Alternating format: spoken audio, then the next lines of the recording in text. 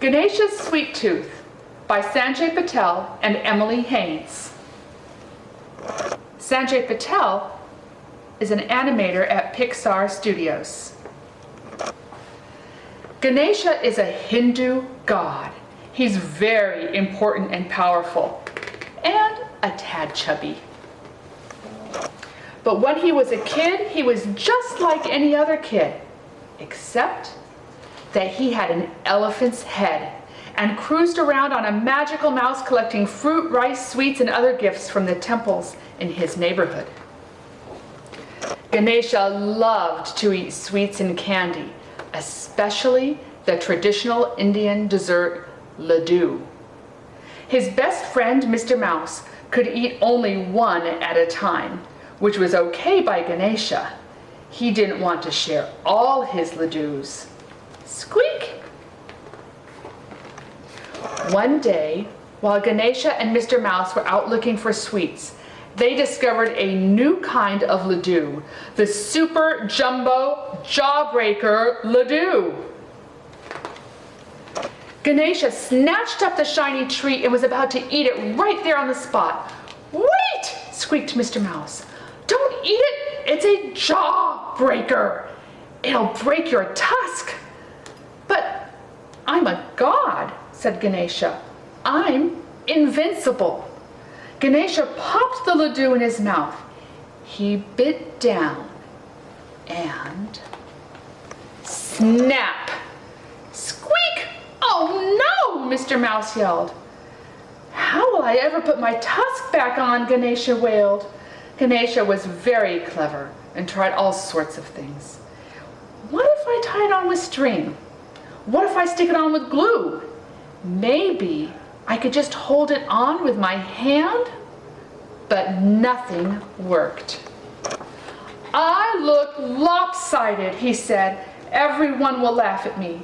"No, they won't," said Mr. Mouse.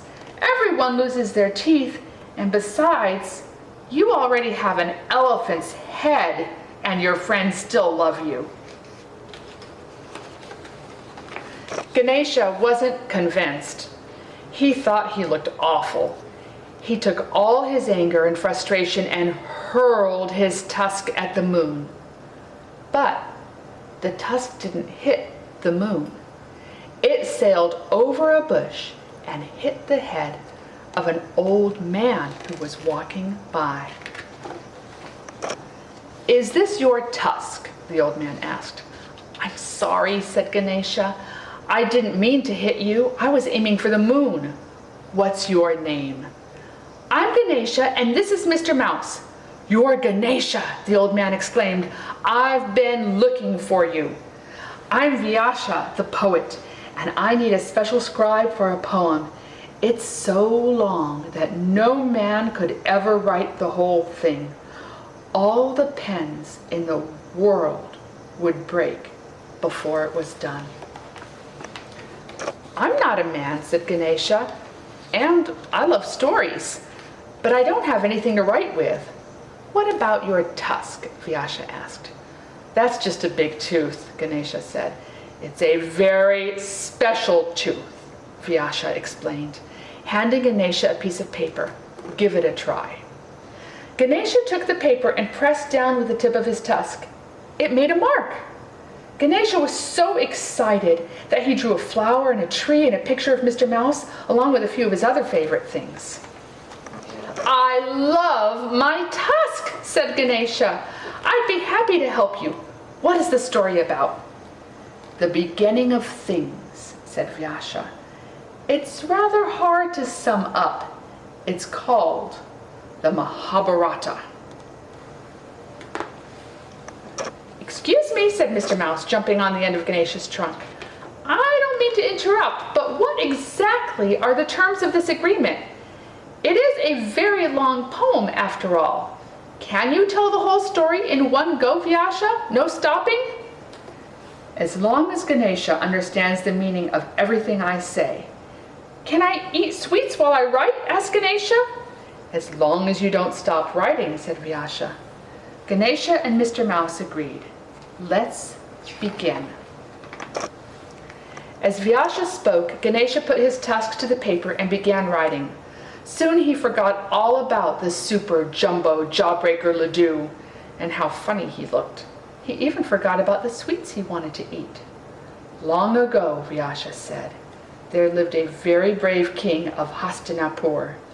One day, when he was out hunting, he happened upon a beautiful woman sitting on the banks of the Ganga River.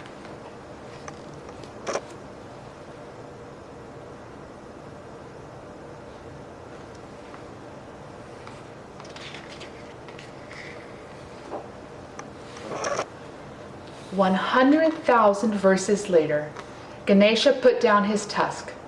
The Mahabharata, the great epic of Hindu literature, was complete. Ganesha peeked around a stack of paper and saw that Mr. Mouse had been eating his way through the ladoos as they worked. The poem had taken a very long time.